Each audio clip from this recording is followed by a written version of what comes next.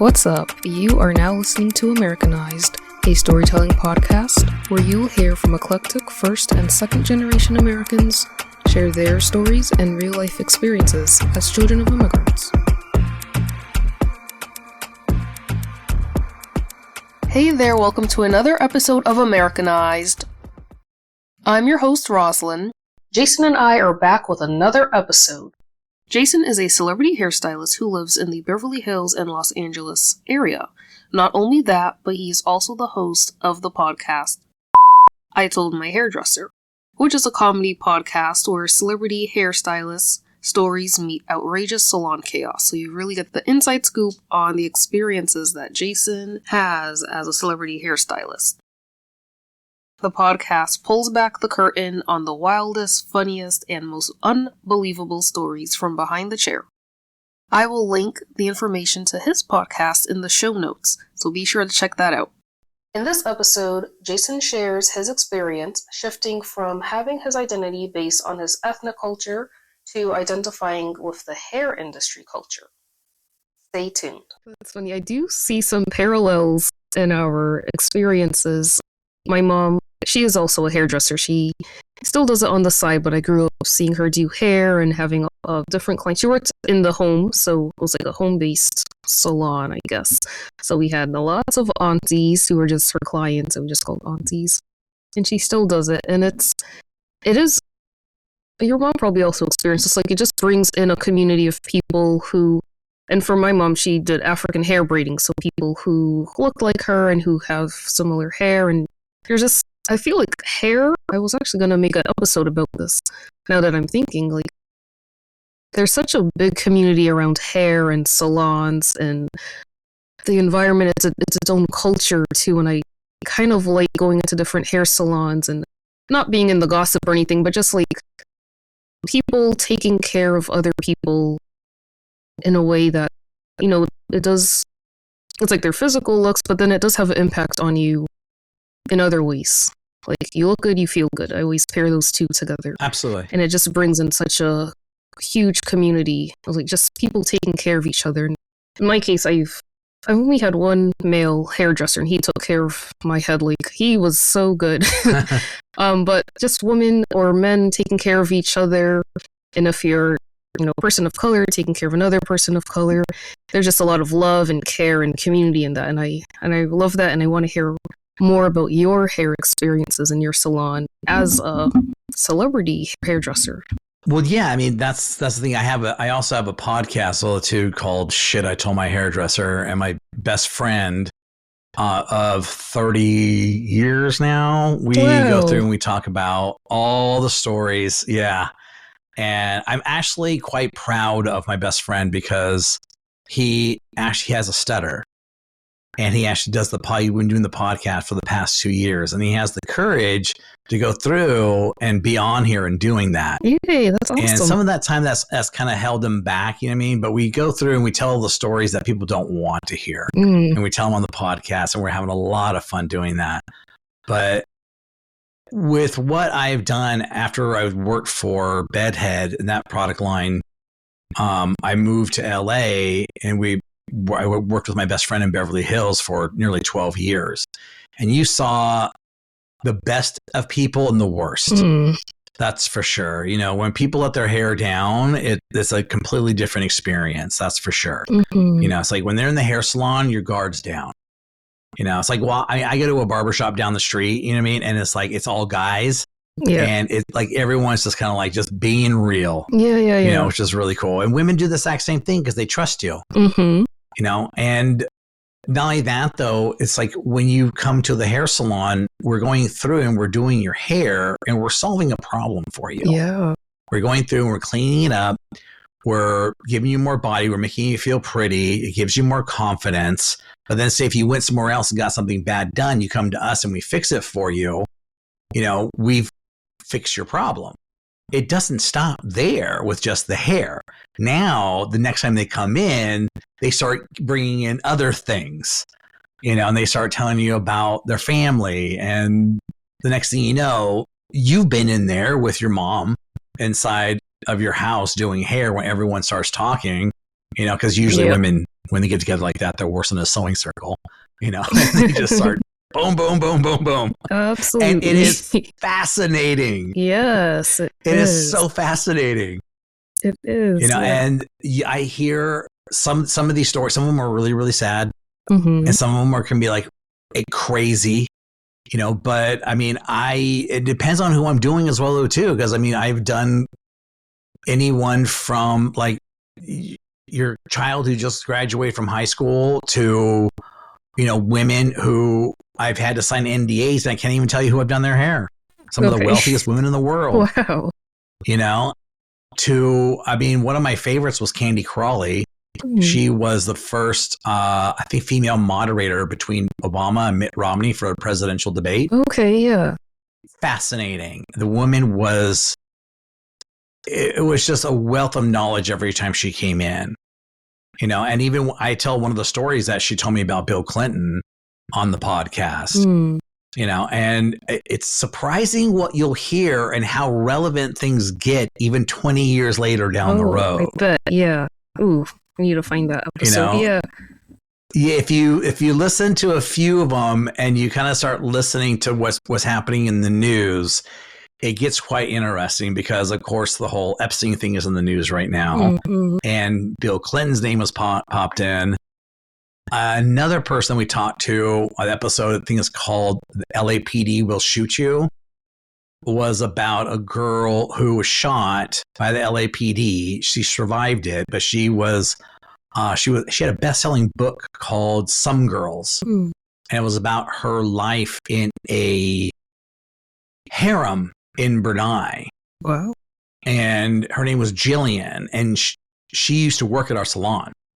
Oh, wow. And right. So it's kind of funny how like you kind of all these things kind of are coming up, and then you start hearing about the Epstein files coming out from the estate, and they were talking about how Epstein's one of his really good or like other best friends was the Sultan of Brunei. And now I'm drawing these lines between this girl who was in a harem in Brunei and Epstein's best friend. Yikes. So it's amazing who you're going to meet inside of a hair salon. That's for sure. And that's what these stories are all about. And some of them were about the girl who went in the back and was massaging her feet and then started chewing off her own toenails, you know, with her mouth. Oh, okay. So that's one of the stories, you know what I mean? Yeah. It's exactly, you know what I mean? It's wide range. Yeah. So you're going in, you're spending top dollar in a salon, and you don't realize that your hairdresser's in the back chewing off a toenail or two. Dang. You know, or some girl who just went through and fried off all your hair. Oh. You know, yeah. Or we're talking about the time where, you know, we're out one night and we meet like, you know, Kevin Spacey, and Steve-O screws up the whole thing by pulling his down, you know, and just ruining the whole night. So it's just, LA is one of those places where you never know who you're going to meet or where you're going to end up. You know, and especially with the hair industry, especially in Beverly Hills, it's like we meet all these people and they invite you out to like dinners or parties. And one of the things I always say is, unless you think it might kill you, always say yes. Oh, wow. Okay. You know, if it might cause like serious harm, then say no. But otherwise, say yes. Because you never know where life is going to bring you. That's and true. You never know who you're going to meet. That's true. You know, and that's one of the things. I remember the first time I went to London, I remember meeting these guys in an alleyway, and they literally looked like they were like bodyguards, or I mean, they were dressed impeccably, but huge. And we just started talking. I walked down the street and they heard my accent and they're like, "Oh, you're an American." And the next thing you know, they ended up taking me to some of the most fascinating places throughout London. You know, my friends are like, "These guys are going to mug you." I'm like, "Look at these guys. They're dressed impeccably well and they look like they're bodyguards." Or, I mean, they're, you know, next thing you know, it's like you never know where the night's going to take you. And they're taking me some of the places that you'll never, ever, ever see if you were a tourist. And that's how hairdressing almost is as well, though, too. I mean, there's nights where I've been blow drying someone's hair and someone's inviting me to a party at their house And I'm like, I just met you. I'm like, would feel comfortable going to a party at your house. She's like, oh, we're going to have like a couple hundred people. And I hired Snoop Dogg to sing tonight. What? Are you serious? Like, what? And I'm like, yeah, what time? We will be there. Wow. Yes. And the next thing you know, inside they had this house that was ginormous. And he was performing in their living room on a stage that was put inside their living room. And it was probably about like an hour after we got there, and he took the stage. I mean, you knew Snoop was there because all you could smell was weed. You know what I mean? So it was like you knew he had to be there. Plus, all the bodyguards were absolutely insane as well too. Yeah. Wow. But what a fantastic night! Yeah, absolutely fantastic. You know what I mean? You never know. You never know. So when someone says like, "Hey, we're doing it," go. Unless you think something might seriously happen to you or like this. Everyone has their guard up, and you have those like weird kind of feelings sometimes. Then yes, if you ever get those feelings and the hair on the back of your neck says, don't go, don't go. But I say yes to everything. Because everyone needs to experience the world and also other people and everything. So that's why I find that fascinating with this industry, but also what I learn from people. I think you get every walk of life inside the salon. I have people who are machinists and work for the city of Seattle, and they come in and get their hair done. And then I have people who are CEOs and run companies or basically I have one guy who is an engineer for X. I could say Elon Musk. Can I say that out loud? Okay. Well, for Elon, and who has meetings with this guy like every single day. And you hear about what's happening out there. And it's fascinating. And next thing you know, it'll literally be a couple days later and you hear it on the news. The things that these guys are talking about, and they're just sitting in your chair. So from that, especially being in Seattle, we have, Air Force One that comes flying in. One of my clients heads up that department for Air Force One. So, that's all I know.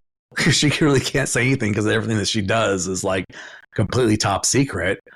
But it's fascinating. That's really that is a wide range of people, stories, experiences. And I'm connecting to what you said about when you travel the world doing hair, you're probably used to those experiences, being around the world and having kind of you're kind of fearless, I'm hearing, or I want to say risky or being a risk taker, but you just want to experience the world and experience life to the fullest, which I think it's amazing. And I think everyone should. I think not everyone gets the opportunity that I've been given. Even though you have some of the things that we started off talking about, we have that side of it. But at the exact same time, I never let that kind of hold me back. And that was the thing. I always try to position myself in certain situations with people so that way I could get to either travel or I could get that job or I was able to go through and sneak into London Fashion Week and go and do hair when no one knew who I was until I got there. So it's just weird little things like that, Did you experience a turning point where you've embraced your identity a little bit more, came to accept it or appreciate it more, as opposed to how you may have experienced it growing up with people, with all the name calling and the microaggressions? Yes, I think my biggest turning point was moving to LA, where LA is just a massive melting pot. And if you're not getting along with other cultures, you might as well get out. That's for sure. And that is one of the things that, it's kind of funny because then even my friends there, we always made fun of each other, and we also give each other nicknames as well, though, too. And it drives my wife absolutely crazy that I have these nicknames for my friends, which would sound, if it didn't come from love, it would sound almost derogatory you know, Yeah. so I'm not going to say what their nicknames are, you know, but I'll tell you what mine is from my friends is I'm the garbanzo bean. Okay. And my wife looked at me. She was like, a garbanzo bean. I said, yes, because I'm the whitest beaner you've ever met. I kind of had a sense it was about the shade of the bean. Right. So many So shades. it was, to me, it's just like, you know, yeah, my friends, we say it out of love, though. You know what I mean? And it's not like we're saying it out of, if it was something said out of hate, trust me, all of my friends would probably come after you. But I guess getting a little bit older, a lot of my identity didn't come from my culture anymore because my culture changed and it shifts it into hair. And I got to be known for that. So now within the hairdressing industry, people know who I am. And not only that, with the podcast, because the podcast has actually gotten quite big now. And we have a lot of hairdressers who are listening. And I love that. But then I'm not known for being like, oh, hey, there's Jason, that half Honduran guy. It's like, no, there's Jason, worked in Beverly Hills, did hair on, you know, movies and TV shows and for different things. And then also for teaching. And now, you know, doing the podcast where we kind of go through and tell these funny stories, but also talk about what bothers other hairdressers, including myself. You know, so my identity has had a little bit of a shift. It's not about, you know, where I come from. It's more of what I've done. Yeah, that's really good. That's good to not be stuck in that half Honduran, like all these things that might have been like frustrating growing up. Kind of like, I don't want to say overcoming, but stepping into a different identity and role as you got older and really owning that and like redefining who you are through your art and your work. Exactly. You know, and I think that's really important, is like defining it that way, because even with my career, I also have some other people who are Latin who think that because my father was white or if I was born here, I got a leg up because of that. You know, and it's like, well, you were born here. And there's a term in Spanish called pocho. And pocho is a derogatory term for people like me. And it's basically that what it's saying is like, I got a leg up because I was born here. I didn't have to go through and fight my way to get here and go through the immigration process. Right. And some people, you know, think that way. And I'm fine. Go right ahead. You don't know my struggle or what I went through or what I actually had to do and how many hours I put in, how I worked for free and how much I've studied to get to where I was at. You know, and to tell you the truth, I mean, if you want to call me those names now, I'm like, at first it would bother me. And now whatever you think is just none of my business. So if you want to think that, that's fine by me. Yeah, that's your business. It doesn't impact me in any way. It doesn't. So I know what I had to do to get to where I was at. I'm very proud to be where I'm at, you know, and the people around me are very proud, you know, to have me in that, you know, around them because they know where I come from and who I am and how much work it took me to go through and get to a certain place. Yeah, as you should be. You know, so when people do complain about like, hey, you know, you're allowed to charge certain prices or you charge a lot or what, fine. You know, if you want to complain about it, that's fine. At the end of the day, you don't pay my mortgage. I do. Right. And it's you knowing your worth. It's not anything other than that. It sounds like you know what you've done to get to where you are now, and you know your worth, and you have a mortgage to pay, so you're going to charge a certain amount. Correct, because I'm not taking money away from people from a haircut. If you can't afford the haircut, then you don't come in. You know, it's the same thing with me. I'm not buying the $5 million house down the street because I can't afford it. That's okay. I don't need a $5 million house. Yeah. You know, I have a very modest house in a modest neighborhood. I'm happy, you know, but, you know, there's been a lot of that type of like, you know, maybe some of it comes from jealousy. You know, some of it comes from maybe not knowing what your worth is. You know, I think that's the one thing that bothers me a lot. So people really don't know what their actual worth is. That part, yeah. And a lot of that comes from just insecurity and fear. Yes. That is right. I was just talking about this yesterday. That's absolutely right. And the scary thing is that that's a lot of people. Like that's a big group of people. Unfortunately, it's majority, you know, it is the majority. Yes. You know, so it's like for you, it takes a lot of courage just like we've never met before. No. You know, and you turn your camera and here you are talking to me, you know what I mean? And this is like, it takes a lot of courage to put yourself out there and then to go through and edit everything and then put it out on the air. You know, I think that takes a lot of courage to do something like that. And I think that's fantastic. And a lot of people can't do that. Yeah. You know, a lot of people don't even get past their first episode, you know, and I think that takes a lot of courage for people to go through and say like, hey, I'm going to go through and be a vulnerable person and put myself out there and see what other people think about it. And hopefully they like it.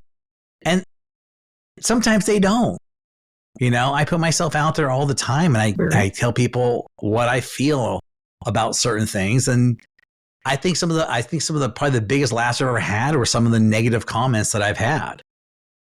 You know, and it's kind of funny. People get on the internet now and they'll just say something negative about you, you know, and I go, what you don't see, people get really upset when someone says something negative about you, but they actually went on a platform or a social media platform or like a Yelp or something like that, took the time to actually go through and type it all out, you know. Or if someone listened to one of my social media posts, they listened to it, then they actually had to hit a different button to actually respond to it and actually think about what they're going to say to me. And all I have to say from that point is, thank you for the comment. You're helping out my algorithm. That's it. You know Absolutely. what I mean? Say your worst. Because everyone else is going to think worse of you than they are of me. That part. That is so true. Like you're taking your time and your effort and your brain power to be negative. And it's more of a reflection of yourself than the other person. Yeah. So thank you for, the numbers. Exactly. But it truly is, you know what I mean? And you're helping me out in the long run, because as soon as the algorithm starts seeing that people are posting comments, it picks it up and it likes it. So positive or negative, it's a comment. Especially on YouTube, if you get a thumbs up or a thumbs down, it doesn't matter. The algorithm picks that up and it takes off with it, which is fantastic. But that's the thing, is that if you're going to live in that land of negativity, it just shows what kind of fear that you actually do live in as well, though, too, which is, to me, it is a little sad to kind of see that with people. I wish more people weren't like that, but in order to go through and get out of that, it takes a lot of work. I put a lot of work into myself not to be that way, and to be a positive person and to go through and just keep my side of the street clean, and that way it's like I can go through and walk into a room with my head held high, and I don't have to worry about what other people think of me. But at the exact same time, I know I didn't do anything wrong. Right. Yeah. Because then you're you're giving them the reaction that they want, and you're feeding into that, and that's puffing them up when you don't have to prove anything to anybody, ever, you know? And that's the thing, is that negativity breeds negativity, and they want that. And when you don't give that back to them, you actually thank them for their comment, and whether it be negative, it diffuses the situation. And everyone looks at them as like they're the bad guy. And what I have been finding out as well, too, is that as soon as I have these people writing all these negative things about me, sometimes I'll put down, I rest my case, because I don't have to say anything, because they proved the whole point for me, number one. Or number two, I thank them for their comments. I go back and I'll take a look about a couple of days later, and they've taken every comment down. Ooh. Okay. Well, that's normally what I find. Wow. So when you diffuse it with positivity and they realize and not only that, it could have been like, they could have been at home. I don't know what happened to them that day. They could have been having a really bad day. They could have been home and, drink a half bottle of whiskey. I don't know. Maybe people get drunk and get online and just, start hating, I don't know. Yeah, spiral. Exactly, Yeah. I mean, I can't say that I've never done that because I've done it. I've been that person, you know what I mean? And it's like I try not to. That's what I'm saying.